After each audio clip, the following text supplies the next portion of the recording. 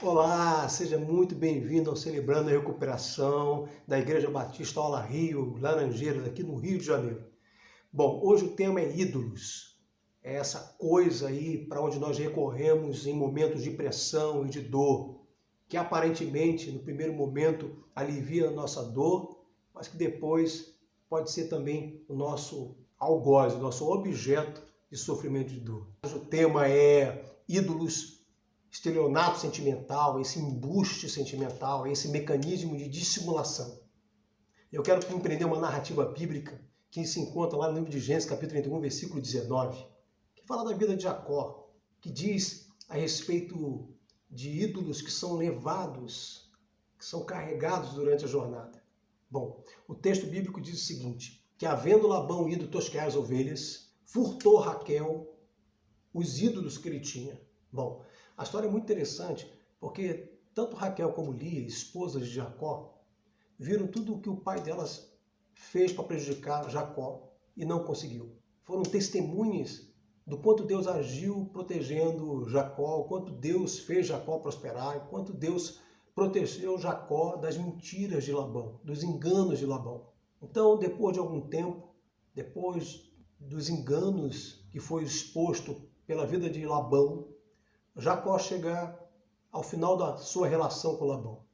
Então resolve partir e seguir sua jornada com as suas esposas, Lia e Raquel. Só que ao partir, Raquel tem a ideia de levar para a jornada os ídolos que seu pai tinha. Qual é o grande significado disso? Primeiro, que ela, por mais que tivesse experimentado as ações de Deus na vida do seu marido, por mais que ela tenha sido testemunha de quanto Deus agira na vida do seu marido, ainda assim, ela levou ídolos como garantia. Como quem diz, se Deus não proteger a todos nós na jornada, nós temos o ídolo, os ídolos do nosso pai. Bom, isso é o que acontece com a maioria de nós. Nós entramos numa jornada, numa peregrinação espiritual, mas a gente coloca na mochila ídolos. Qual é o grande conceito de ídolo? Ídolo é tudo aquilo, qualquer coisa que nós recorremos no tempo, no período da pressão, tudo aquilo que pode aliviar a nossa dor, tudo e qualquer coisa que nós buscamos para trazer alívio, para trazer conforto diante da pressão em que todos nós sofremos e que é comum sofrer em momentos, por exemplo, de crise. Bom, como esses ídolos foram construídos? Você veja que Raquel leva os ídolos do seu pai junto consigo, na jornada com o seu marido Jacó.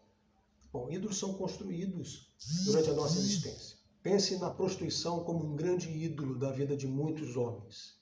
Pense em um menino em que foi rejeitado pelos seus pais e que cresceu e que encontrou numa prostituta, todas as vezes que foi rejeitado pelas suas namoradas, esposas, sei lá quem ele tenha tido relação, ele buscou nas prostitutas, nos braços de uma prostituta, aceitação, o qual sabemos todos nós que é um engano, uma sensação de alívio falsa, é um estelionato sentimental. Bom, agora pense comigo em um outro caso, um adolescente que, em vendo os seus pais num período de separação, fica tremendamente frustrado com aquela situação e resolve buscar alívio no consumo de álcool. E aí o tempo passa, ele se converte à fé cristã, entra para o seminário teológico, vira um grande líder de igreja, encontra uma mulher, se casa, tem filhos com essa mulher. Com o tempo se torna pastor de uma igreja. E aí ele começa a sofrer pressão e dor. No ministério, um grupo tenta pedir a sucessão pastoral. Não está satisfeito com ele, pela direção que ele está tendo na igreja, enfim. E ele tem essa pressão ministerial. Só que ele também está sofrendo uma dor terrível na sua relação conjugal. A sua mulher é uma mulher meio que rixosa, inflexível, de pouca espiritualidade. Então ele sofre nessa relação conjugal. E, consequentemente, os seus filhos estão perdidos, estão meio que rebeldes, vendo a situação do pai, a forma como o pai está sendo tratado na igreja, aquela que deveria abraçar o seu pai, aquela que deveria amar o seu pai. Então elas começam a se tornar rebeldes, começam a se afastar da fé cristã. Então esse homem está com um problema na educação dos seus filhos, tem um problema de relacionamento conjugal e tem um problema ministerial. O mesmo adolescente que na separação dos seus pais buscou o consumo de álcool. O álcool, em um período da sua vida, aliviou sua dor. Ele resolve buscar o seu ídolo para que pudesse aliviar a sua dor. E ele faz isso. Só que esse álcool alivia ele por um período. Depois ele se dá conta da realidade e percebe que a igreja soube que ele consumiu álcool, que ele se embriagou. Então a igreja agora tem argumento suficiente para tirá-lo da direção da igreja. A sua esposa, mulher muito pouco espiritual, uma mulher rixosa, agora tem a favor dela a embriaguez do seu marido.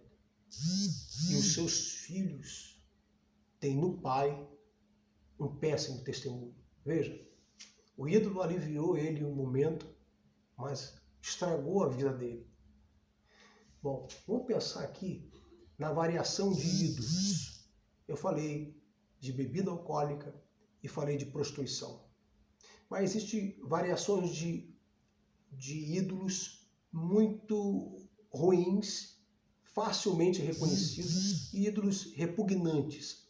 E normalmente eles estão linkados à questão da sexualidade, da moral. Por exemplo, o da prostituição, o da pornografia, o do adultério. Outros são, de certo modo, vivem na ilegalidade, por exemplo, de consumo de drogas, vício. São ídolos que pessoas procuram para que eles possam aliviar a dor e a pressão que pessoas vivem no dia a dia. Mas, como eu disse, eles podem trazer depois um peso maior. Existe uma variação de ídolos, por exemplo, ídolos que não são facilmente reconhecidos, que não são tão ruins assim. Por exemplo, será que a compulsão de comida é ruim? Compulsão em comprar é tão ruim? É vista do mesmo modo que é vista as questões morais na área de sexualidade? Mas não deixam de ser ídolos. Pessoas que ficam ansiosas, elas buscam, por exemplo, comprar. E aí, naquele primeiro momento, tem alívio. Depois vem a conta, vem o cartão de crédito, vem a dívida. Pessoas que são compulsivas, por exemplo, o alimento, elas têm aquele prazer de se alimentar. Depois vem aí o peso. Mais do que isso, falta de saúde. Então veja, ele traz alívio, mas depois ele traz peso. E veja também, há uma variação de ídolos. Ídolos repugnantes do ponto de vista moral, ídolos da sexualidade, ídolos que não são tão ruins, que não são facilmente reconhecidos. E tem os ídolos de classe A, aqueles que promovem a pessoa. Então, por exemplo, o ministério pastoral pode ser um grande ídolo. O ministério pode ser um grande ídolo. A construção da grande igreja, a quantidade de pessoas que ele dirige pode, emocionalmente, ser um embuste, porque pode enganar ele, e ele pode achar que está dando certo como pessoa, como cristão. Então são ídolos variados. Bom, o que é importante nisso tudo, da variação de ídolos? É que eu preciso pensar direitinho em uma coisa. Bom, se você fosse um grande inimigo de uma pessoa e desejasse matar, roubar e destruir uma pessoa, e se você tivesse também o histórico dessa pessoa em mãos, tudo que aconteceu na vida dessa pessoa durante a existência dela, ou seja, se você reconhecesse o ídolo dela, qual seria a sua tática? Aonde você tentaria essa pessoa? Entendeu? Como o ídolo funciona? Como ele é uma ferramenta ou um mecanismo de dissimulação? Como ele é um embuste emocional? E por que isso? Porque ídolo é uma fonte imperfeita. E por que isso? Porque do mesmo modo que você dá direito a algo ou a alguém imperfeito de te fazer feliz, você também dá o direito dessa coisa te fazer infeliz. É comum as pessoas casarem para que o outro a faça feliz. Mulheres casam com homens para que homens façam ela feliz e homens casam com mulheres para que as mulheres façam eles felizes. Só que ao mesmo tempo que ele dá o direito do outro fazê-lo feliz, ele dá o direito também de encontrar felicidade, infelicidade nesse outro. O que eu vou falar aqui é que, primeiro, os ídolos precisam ser jogados fora. Eles não podem ser fonte de alívio, de dor e de pressão. Existe uma fonte perfeita que pode garantir a você uma capacidade de aliviar ou curar a sua dor. João capítulo 15, versículo 5, diz assim: Eu sou a videira, vocês são os ramos. Se vocês permanecerem em mim e eu em vocês, vocês darão muito fruto, porque sem mim nada podeis fazer. A fé cristã, ela aponta para uma fonte.